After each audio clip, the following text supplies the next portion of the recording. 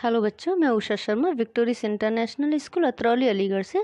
आज हम class 7th में चैप्टर 8 भारत कोकिला एक और पहलू चैप्टर की रीडिंग करते हैं।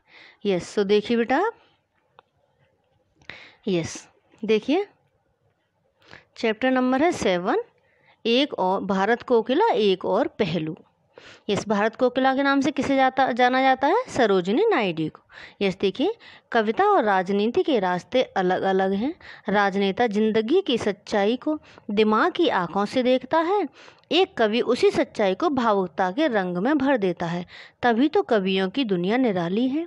भावुक हृदय कवि शब्दों के माधुर्य में खोए रहते हैं। भावुकता की इस स्थिति से कोई निकलना भी नहीं चाहता, क्योंकि वास्तविकता से जूझना हर किसी के वश की बात नहीं। पर कोई अपवाद अगर कविता में छिपे सपनों को साकार करने की ठान ही ले, तो वह लोगों की आंखों का तारा बन जाता है, यानी बहुत प्यारा, सबको अच्छा लगने लगता है। भारत कोकिला सरोजिनी नायडू ऐसी ही कवियत्री थी जो राजनीति में कूद पड़ी। वे सिर्फ सपने ही नहीं देखती थीं, उन सपनों को साकार करने की स्पष्ट परिकल्पना भी उनके पास थी। यह कठिन काम था और इसके लिए सम्मिलित प्रयास की जरूरत थी। उनका उत्साह तीव्र हो गया और वे मन प्राण से राजनीति में कूद पड़ी। उनके उत्साह और कर्मठता के फलस्वरूप 1942 में उन्हें राष्ट्रीय कांग्रेस का अध्यक्ष चुन लिया गया। उनके भाषण से छलकता काव्य रस श्रोताओं को मंत्र मुग्ध कर देता था। उनके शब्दों में छिपा व्यंग विनोद लोगों को सहज ही अपनी ओर खींच लेता, यानी जो उनकी कविताएं थीं उनसे सभी प्रभावित होने लगे। उनकी दिल्लगी से यानी हंसी मजाक से शायद ही कोई अछूता बचा हो। यहाँ तक कि महात्मा गांधी को भी अपनी मित्र मंडली महात्मा गांधी को भी उन्होंने नहीं बख्शा। वे गांधी जी को दिल्लगी में मिकी माउस पुकारती थी। अपने इसी विनोदी यानी हंसमुख स्वभाव के कारण वे अपनी मित्र मंडली के विदूषक कही जाने लगे। विदूषक होता है हंसाने वाला। सरोजिनी की इस विनोद प्रियता और हंसी दिल्लगी तो जैसे उनके दृढ़ निश्चयी स्वभाव के आवरण मात्र थे। वे जो ठान लेती उसे पूरा करके ही छोड़ती थीं। अधूरा काम उनका स्वभाव नहीं था। वे स्वयं काम से घबराते नहीं थी, इसलिए किसी से न सुनने की आदी भी नहीं थी। जिंदगी उनकी सहेली थी। वह जिस रूप में सामने आए उन्हें अच्छी लगती थी। यही कारण था कि जेल में रहते हुए भी वे कभी दुखी नहीं रहीं और गवर्नर की अट्टालिका के रास रंग में डूबी रहीं। स्वतंत्रता प्राप्ति के बाद जब उन्हें पश्चिम बंगाल का गवर्नर बनाया गया तो वे हास्य की फुलझड़ी छोड़ने से बाज नहीं आईं। सोच लो, आप लोग एक जंगली पंछी को पिंजरे में बंद कर रहे हो। सचमुच वे एक आज़ाद पंछी की तरह थीं, पर गांधी जी के गुणों और व्यक्तित्व से कुछ ऐसी अभिभूत थीं कि उनके सामने भीगी बिल्ली बन जाती थीं, यानी डरती थीं उनसे। 1913 की बात है। सरोजिनी लंदन में थी। स्वाभाविक था कि वे मित्रों से मिलती जुलती थीं। ऐसा हुआ कि सब चाय के लिए इकट्ठे हुए। सरोजिनी लंदन में हो रही घटनाएं जानने के लिए उतावली थी। पहुंचते ही बोली, भाई आजकल यहाँ क्या हो रहा है? ताज़ा खबर तो यह है कि हमने यहाँ भारतीयों की एक संस्था बनाई है। हम चाहते कि लंदन में रहने वाला प्रत्येक भारतीय इसका सदस्य बन जाए। पर सरोजिनी ने मुस्कुरा कर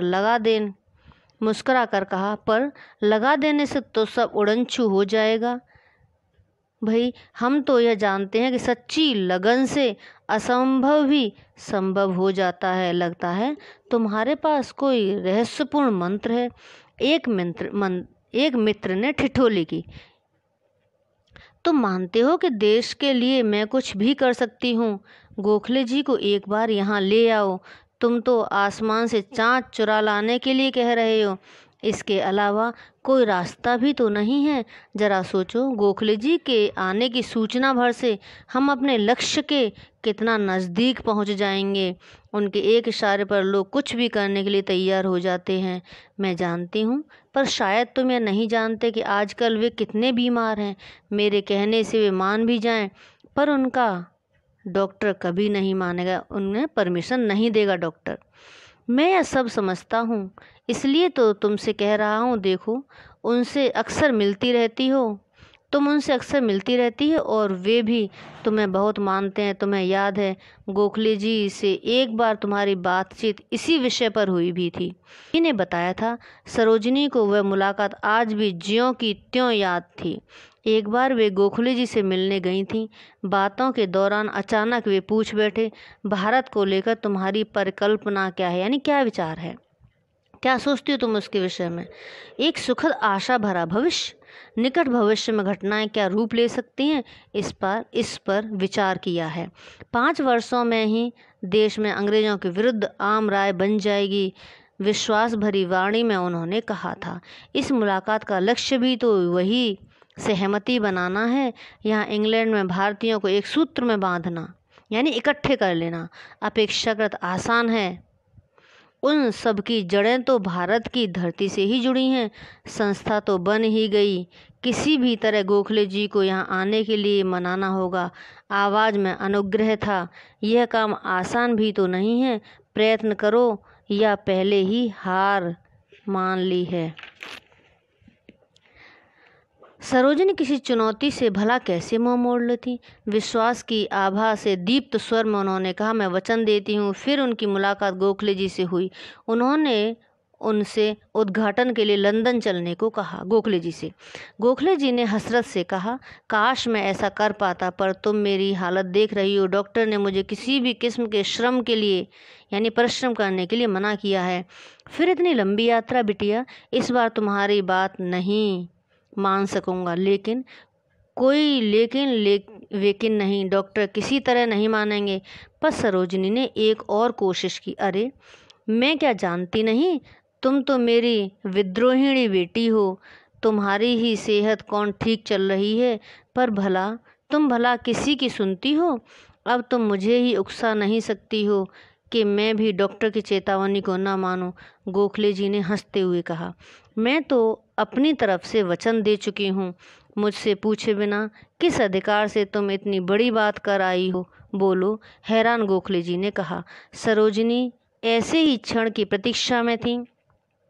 आपसे नेतृत्व संभालने की मांग के अधिकार से, युवा पीढ़ी तक आपका संदेश पहुंचाने के अधिकार से। उनकी वाणी में हीरे की सी धार थी। गोखले चकरा गए। लड़की की बात तर्कपूर्ण है, वे समझ गए। मुस्कुराकर बोले, तुम सदैव अपनी बात मनवा ही लेती हो, न सुनने की तुम आदी नहीं हो। 2 अगस्त 1913 को लंदन के कैक्सटन हॉल में गोखले जी ने भारतीय संस्था का उद्घाटन किया और सरोजिनी का वचन पूरा हुआ। सो बेटा ये चैप्टर आपका कंप्लीट हो गया। ओके बेटा। सो आप इसे एक बार रीडिंग और करेंगे, आपको समझ में आ जाएगा। सो बाय बेटा।